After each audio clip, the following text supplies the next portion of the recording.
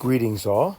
I hope you're enjoying your day of distance learning, but that you'll also enjoy this weekend with an extra day off tomorrow. Hope you get outside, enjoy some of God's creation, get some refreshments, some sunshine, and clean out those lungs, and come refreshed on Monday. The singular topic for this screencast are capacitors. And the word capacitor, as it seems to imply, means it has a capacity for something.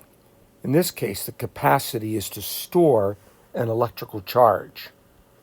So if we look at this diagram off here to the right, we have two metal plates. We got one metal plate here, we got a second metal plate there. You'll notice that one metal plate is connected to the positive post of our battery. The other is connected to the negative post of the battery.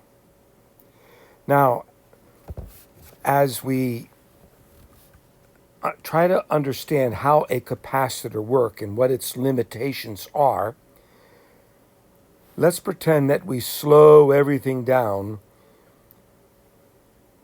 to show how the capacitor charges up. Normally, a capacitor can charge up within seconds or at most minutes. But let's slow this way down and pretend that my battery, my power supply, is going to send a chunk of charge, represented by that positive sign, up the battery. And as it sends that chunk of charge up the battery, it travels through the wire, technically at the speed of light, until it gets deposited on this metal plate. And then let's say the battery sends the next, well, before that happens, we should say that this chunk of positive charge on this plate repels a chunk of positive charge on plate number 2, and that chunk of positive charge leaves that metal plate and travels back to the battery, plumb tuckered out with no more energy. So we have one chunk of positive charge on metal plate number 1, and we have the absence of a chunk of positive charge on metal plate number 2. We've now established an electrical field that's going from plate 1 to plate 2, from left to right. Imagine an arrow going from the left plate to the right plate, as an electrical field has now been established. Now the battery decides to send a second charge. And so now we have two chunks of positive charge on this battery. Now it was a little harder to send the second positive charge because we're sending the second positive charge to a metal plate that already is positively charged. And if the battery has enough oomph, enough voltage, it's able to send the second positive charge, even though the first one is repelling it. And that's going to repel a chunk of positive charge from plate number 2. And that second chunk of positive charge that's been repelled will travel back to the battery. So now I've sent two chunks of positive charge to plate 1, and two chunks of positive charge have returned to plate 2 in my complete circuit. Now my capacitor is twice as charged. And now imagine that the battery does it again. The third chunk of charge goes up to the metal plate. It's a little harder now because there's already two chunks of positive charge there.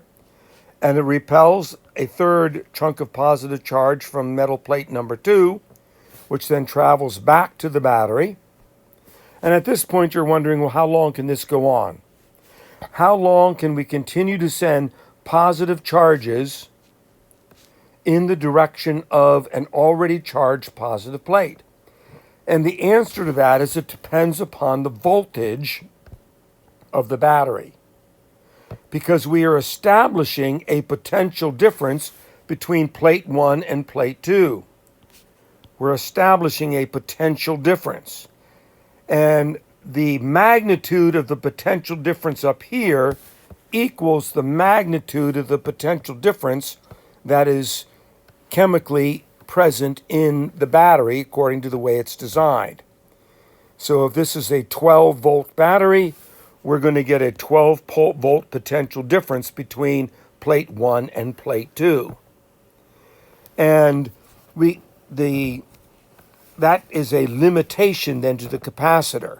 You can only charge up the capacitor to the extent that your battery has enough oomph, enough voltage. Now let's suppose that we have a battery with a huge amount of oomph, very, very high voltage. At some point, it's possible to have so much positive charge on metal plate number 1 and repelling so much positive charge from metal plate number 2 that you now have enough voltage, enough potential energy for the charge to arc, for the capacitor, the space between the capacitor to be bridged by a spark. In other words, to create a miniature lightning bolt. And so if I maybe change the color here, and so now I'm going to get a lightning bolt, a little spark that goes from plate 1 to plate 2, setting everything back to 0. And now the battery starts all over again. If the battery has such a great voltage, it can create enough energy for the charge to jump from metal plate 1 to metal plate 2, which is roughly about 30,000 volts per centimeter. 30,000 volts per centimeter, or roughly about 1,000,000 volts per inch. Now, the other problem that can take place, and if I can erase a lot of stuff here,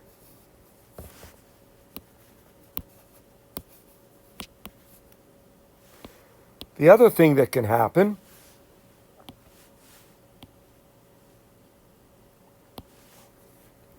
is that if there's a material between metal plate number 1 and metal plate number 2, in other words, if there's a material between the two, instead of being air, let's suppose I've got a piece of paper, or maybe I have a piece of plastic or a piece of rubber, some type of non-conducting material between the two metal plates. We actually call that a dielectric, which we'll see a little bit later in the chapter. This dielectric will get punctured by that charge that's jumping from the one metal plate to the other if I have enough voltage in the battery to create a sufficient amount of energy per charge to jump through the dielectric.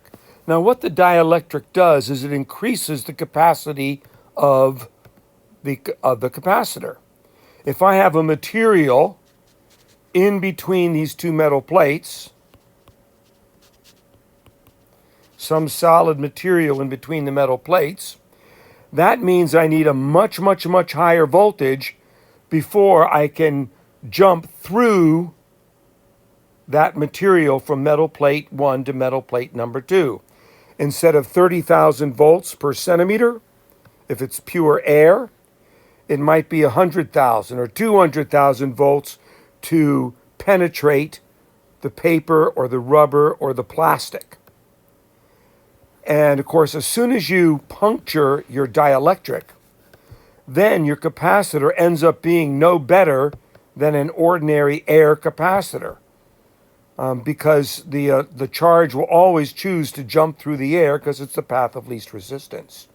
And now you've wrecked your capacitor, or at least it's nothing better than a capacitor simply with air in between. Now, it's possible to make a capacitor very easily. I often think of MacGyver, trapped in yet another basement. And in that basement, he's been locked, and he needs to get out to save the world. And so he's able to generate some gas, maybe by adding some metals to that acetic acid in the canned jars of dill pickles. And he generates some hydrogen gas in the vicinity of the lock. But now he must ignite it. He must create a spark. And so what he does is he pulls out 2 pieces of chewing gum, pops them in his mouth, and takes the wrappers from the chewing gum and puts them back to back so that the metal foil is on the outside and the paper is on the inside. And he puts those two pieces of wrapping back to back so you have a paper dielectric. And then he must create a battery, so he takes those dill pickles and sticks two different metals, maybe a nail and a piece of copper pipe on either end of the pickle, and now he's got himself an electrochemical cell to charge up his capacitor, and then when he takes those two metal plates, he discharges the capacitor that's now been charged up in the vicinity of the hydrogen gas, creating a spark, igniting the gas mixture so that it blows the lock and he escapes to save the free world yet again. A little far-fetched.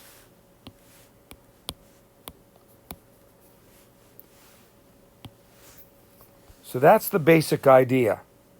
So the capacitance then, C, depends upon the magnitude of your charge in coulombs divided by the potential difference of the created by the space in the dielectric that's between the two metal plates, what the voltage is necessary for the charge to jump from the one metal plate to the other. And we measure capacitance in farads, and a farad is a huge amount of charge. So typically you're going to see microfarads like you see down here, or even picofarads, trillionths of a farad. And of course the farad is named for Michael Faraday, the person that helped us have the electric motor and the electric generator, and began to see the relationship between electrical fields and magnetic fields. Now, another thing. Another way of measuring this capacitance is to use this equation here, 16.9. And the capacitance can also be determined, first of all, by what is the cross-sectional area of the copper, the metal plate, whatever the metal is. The cross-sectional area is the amount of metal plate that is in close proximity to the other metal plate. They don't always match up perfectly side by side. Only the parts that are parallel to each other, the cross-sectional area goes there. And if you think about it, C is proportional to A. The bigger those metal plates, the bigger your capacitor. It's also inversely proportional to the distance between them. If your two metal plates get too close together, it's easy for the charge to jump from one metal plate to the other, and so your capacitance goes down. So C is inversely proportional to the distance. And then finally, you've got this symbol, which is going to start showing up over the next 6 weeks or so in physics, called the permittivity of free space. In other words, free space would be a perfect vacuum. And it sort of establishes your baseline. Your capacitance is only going to get bigger when you have something besides free empty space in between your two metal plates. That E there is going to be epsilon.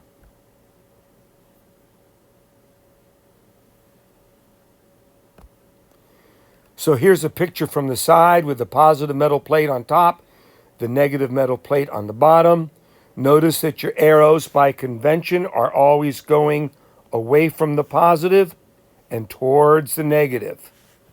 That's by convention. You need to remember these conventions in our unit on electricity and magnetism.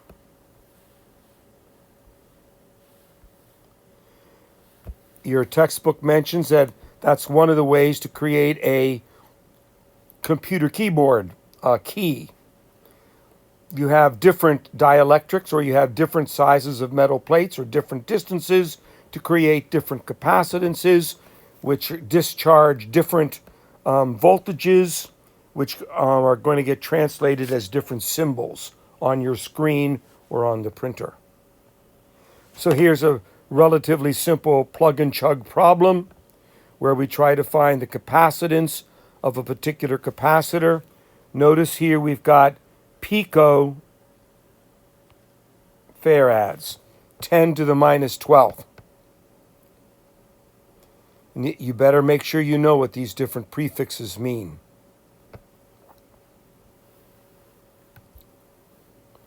All right, as we're getting into electricity, it's important that we know what some symbols mean. Rather than draw pictures, if we're going to use a symbol for a battery, for example, the typical symbol for a battery is right here. A long line and a short parallel line next to it. And that is not a capacitor, that's a battery. The longer line is the positive pole, the negative line, the shorter line is the negative. An actual capacitor is either drawn like this, the way I prefer to do it, with just two straight lines, and this wire is going to one part of the circuit and that wire is going to the other part to create a complete circuit. Or often you see a straight line and a slightly curved line, okay? And the point that we want to make is there are different kinds of capacitors. Some capacitors, when you put them into a circuit, it really matters that you connect the positive and the negative correctly within the circuit. Sometimes it doesn't matter which is the positive and which is the negative in the connection in the circuit. So you might use this one when it doesn't matter, and you might use this one when it does matter. We're not going to have to worry about it, but if you go into electrical engineering and start reading electrical diagrams, you would have to be concerned about that.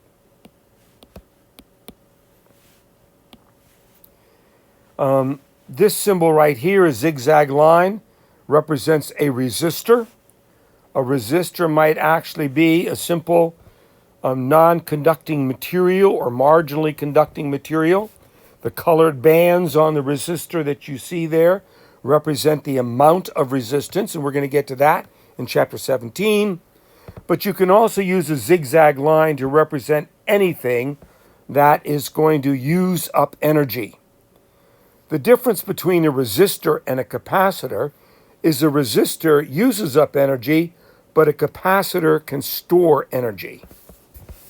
The other symbol that you see is this circle with a little curlicue line in it. That represents the old-fashioned light bulb, and the curlicue line is the filament in the light bulb. Now, as we get away from having light bulbs that are incandescent, like this, with filaments inside, and you can see when the light bulb is burned out if it's a clear glass, because you can see the broken filament. I just replaced one in our kitchen, as a matter of fact. As we go into LED lights, for example, this symbol will be more and more anachronistic, something that is a leftover from the early years of electricity. Now, in an electronic circuit of an electrical device, you're probably going to have lots of capacitors and resistors and things called inductors and all kinds of stuff. So you might have multiple capacitors. So we're going to talk about what if we put capacitors in different combinations. And there are two critical words that you need to know in this chapter and the next. And that is the word parallel and the word series. You can put capacitors in parallel, and later on, you can put capacitors in series. Now, what's the difference?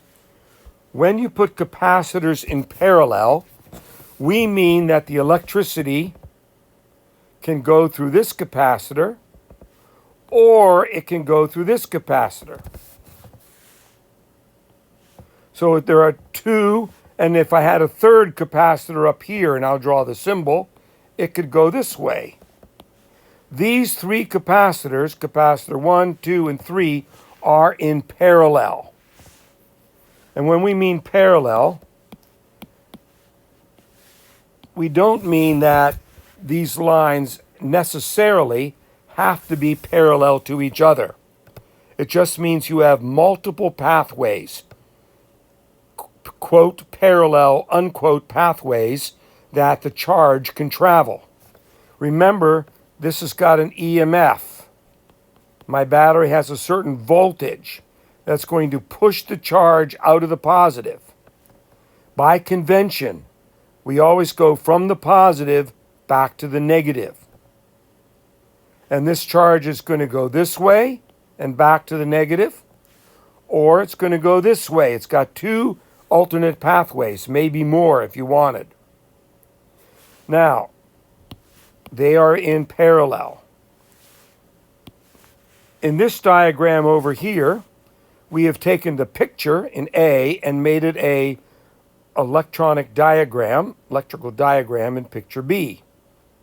And it turns out, to cut to the chase here, that when you have two capacitors or more in parallel, your equivalent capacitor, if you're going to replace this one and this one with just one capacitor, you would need a capacitor that's the sum of both of them. In other words, when capacitors are in parallel, the total capacitance is the sum of the individual capacitances. And your textbook is going to prove that equation for you in just a minute. But here's the point. This is something that people often miss, and you've got to get it to understand electrical circuits. And that is that your voltage across parallel branches is equal. So let's say that this is a 6-volt battery. That means that when my charge goes this way, I'm going to use up all 6 volts of oomph, because the charge always returns to the battery plumb tuckered out, which you will not find in the literature. It's something I made up. It's from the South. It means there is no more energy left in your charge. Now, some of the charge will go this way, but then when it gets back, it's got to end up plumb tuckered out, 0 volts left, which means it has to use all 6 volts there.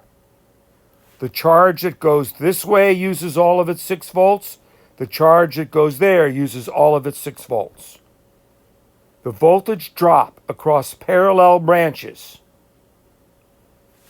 is always the same.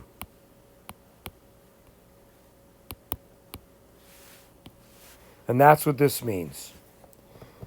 The voltage that you start with equals the voltage you use up across the lower branch equals the voltage you use up across the upper branch. You got to remember that. Now, if we move on a little bit, here's the other thing we need to know right here. And that is that your charge that exits your battery, some of it goes to the first capacitor, the rest of it goes to the second capacitor. So your total charge equals the sum of the individual charges in the branches.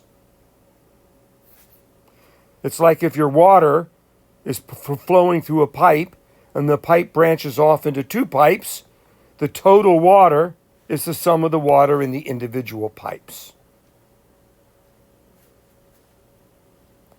And we put that information right here. If you remember from earlier on that capacitance equals the charge per volt, and then we multiply both sides by volt. And we already know that Q total equals Q1 plus Q2. And so instead of saying Q, we say CV total equals CV1 equals CV2. But your voltage is the same, so it cancels out. You get this equation right here, or more generically, there is your equation for capacitors in parallel. You simply add them up. And here's a simple problem, which I'm going to leave for you to solve, where you have four capacitors in parallel, and all you're going to do is add up all four of these. And remember, this micro is 10 to the minus 6. And so if you know your capacitance and you know your voltage, you can solve for the charge. And the charge is going to be divvied up among these four branches. And you can find the individual charge by taking if you remember that capacitance equals your charge per volt.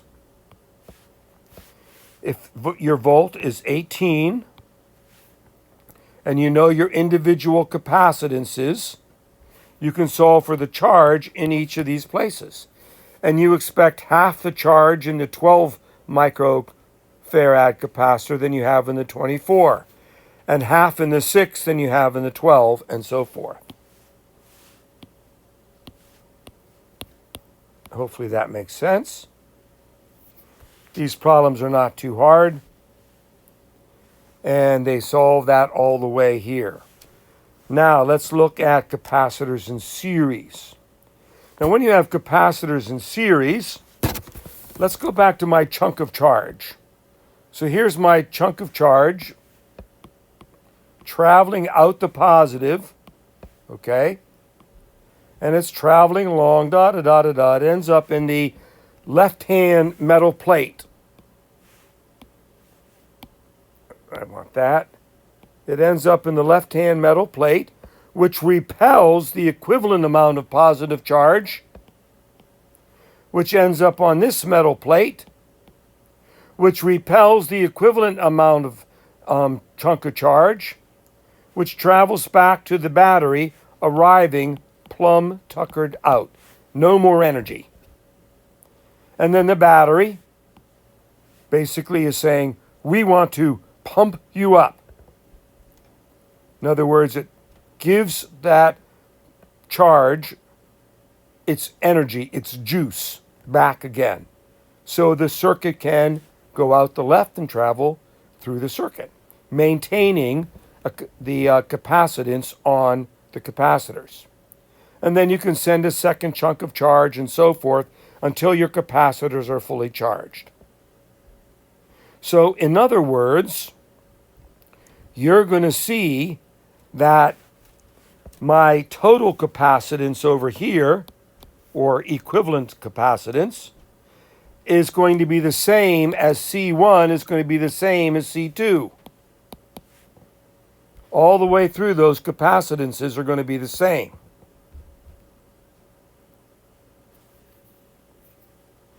You're also going to notice that my voltage, let's pretend this is a 12-volt battery, some of my voltage is going to be used up there, and some of my voltage is going to be used in the second plate, some in the first, some in the second plate, and then it arrives back home plumb tuckered out with 0 energy per charge left. And so my total voltage is going to be the voltage used up across the first plate and the voltage used up across the second plate and any other plates. So if you remember those identities, and we come over to here, if you remember, my capacitance is my charge per volt. And so I can rearrange my terms and say my volt is my charge per capacitance. And if I recognize that my voltage here gets used up along the way,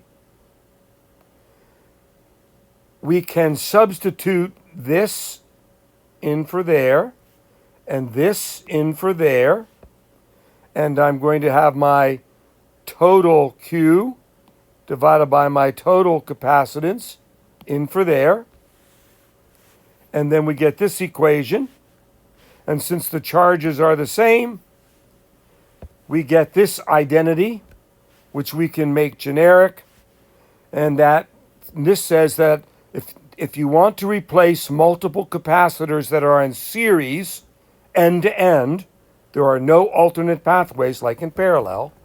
If you want to replace them in series, the reciprocal of the sum equals the sum of the reciprocals. The reciprocal of the sum equals the sum of the reciprocals. Now, just a heads up. In chapter 17, when we talk about resistors in series and parallel, the equations are just the opposite. If you're talking about resistors in series, it's going to look like this. Your total resistance is just the sum of the individual resistances when they're in series. And if we come back here,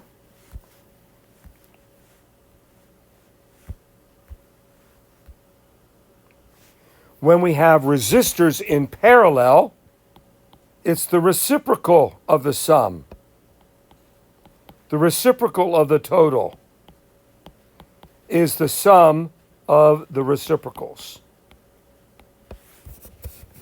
So just remember that when we get to the next chapter. And again, a rather simple problem.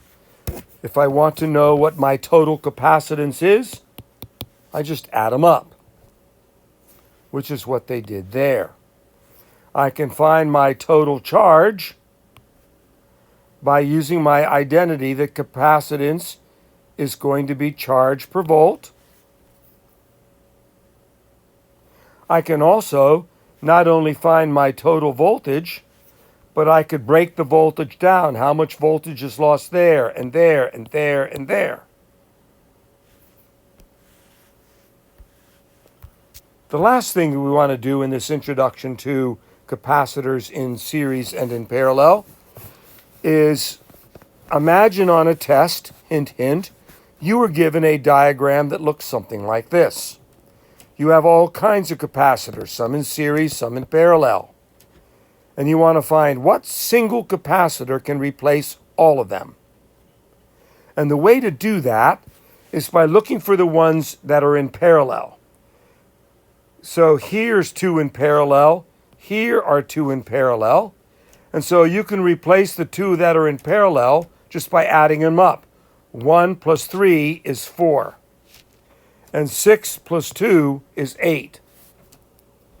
Now, in picture B, your two capacitors, the original 4 farad capacitor, microfarad capacitor, and your equivalent one are in series, in which case you have to take 1 over 4 plus 1 over 4 equals 1 over the equivalent, EQ, for the upper branch. And down here you've got 1 over 8 plus 1 over 8. It's got to be 1 over the equivalent for the lower branch. And 1 over 4 plus 1 over 4, we're looking at the top here now. 1 over 4 plus 1 over 4 is 2 over 4. 4 divided by 2, the reciprocal gives me 2. Down here at the bottom, 1 over 8 plus 1 over 8 gives me 2 over 8. And the reciprocal of 2 over 8 is 8 over 2, which is 4. And now I have, in picture C, 2 microfarads in parallel with 4 microfarads. I simply add them up. And so my answer there is 6 microfarads. And I can find the charge, and I can find the voltage.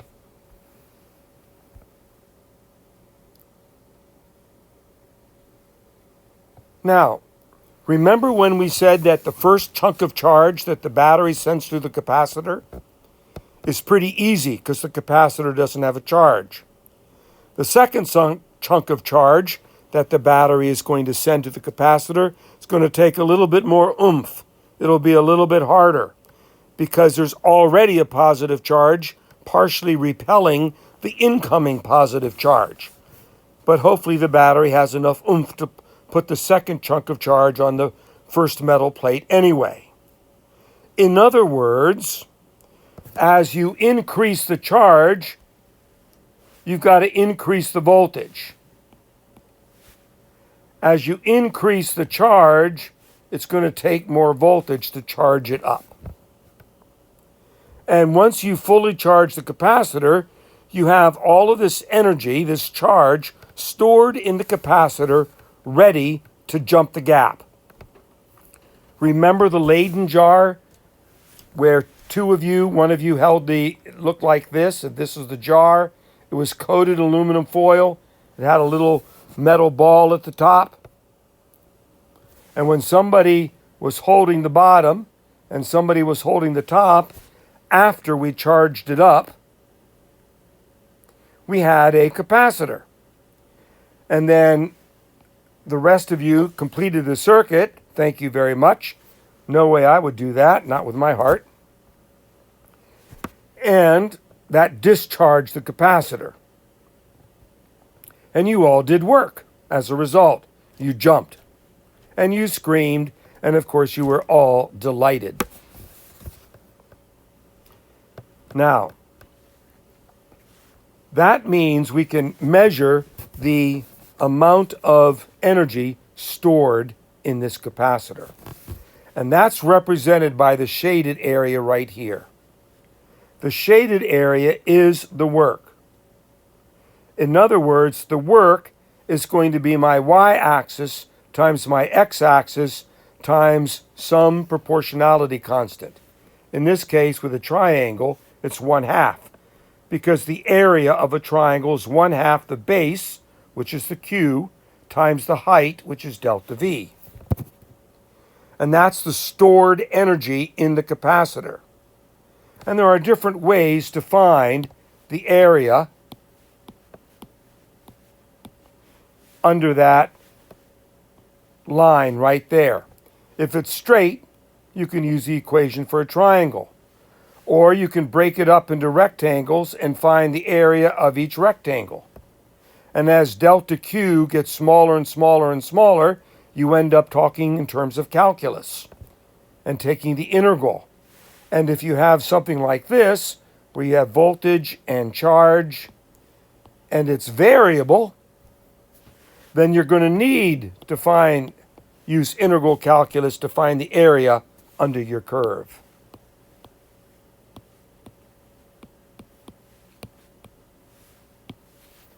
In any case, we have this equation right here that the potential energy stored in my capacitor is 1/2 the charge times the voltage. And you can use the equation that says capacitance equals your charge per volt. And you can either solve it in terms of capacitance and voltage or charge and capacitance. Or, as we started off here, charge and voltage. Any one of those, they're all equal to each other. That's the energy stored in a capacitor. So if we look at this problem right here, we have a fully charged defibrillator.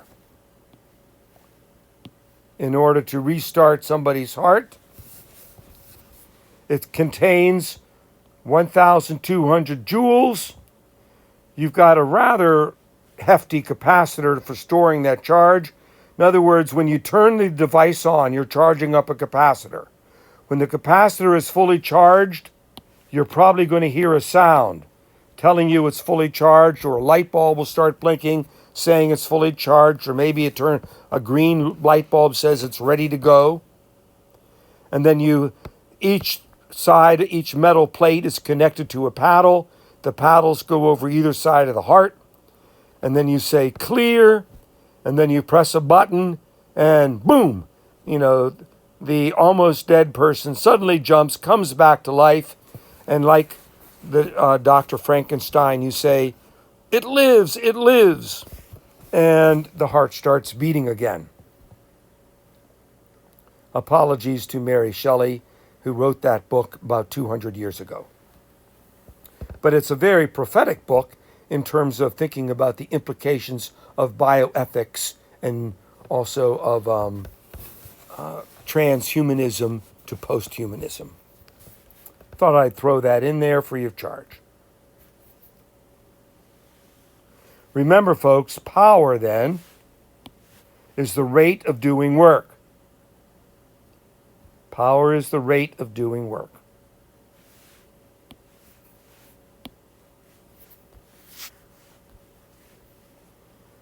Finally, we can put a material between the two metal plates.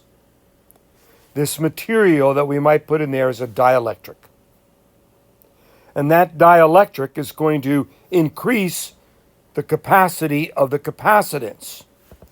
And so here's the equation we had earlier on, or I should say the new capacitance is going to be augmented by this value right there, the dielectric constant.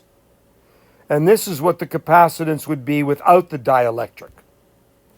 And so this equation is like the one that we had earlier in the chapter, but now we've added the dielectric constant, which depends upon what material is between the two metal plates. And that material between the two metal plates, which is going to affect, depending on what it's made out of, up or down, it's going to affect the capacitance, is given over here. So, for example, if I use the black plastic that's commonly in those cheap cones, you're going to increase your capacitance by about a factor of 5. If you're going to use, let's say, polystyrene, maybe a factor of about 2.5. My permittivity in free space, of course, is going to be 1. No effect. You can even use polar substances, which are kind of interesting.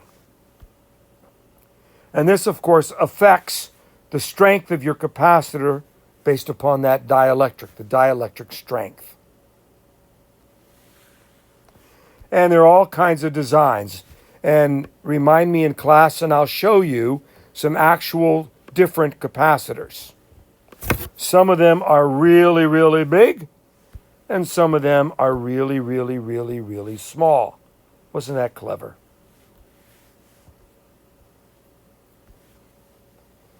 And here's a good example of one.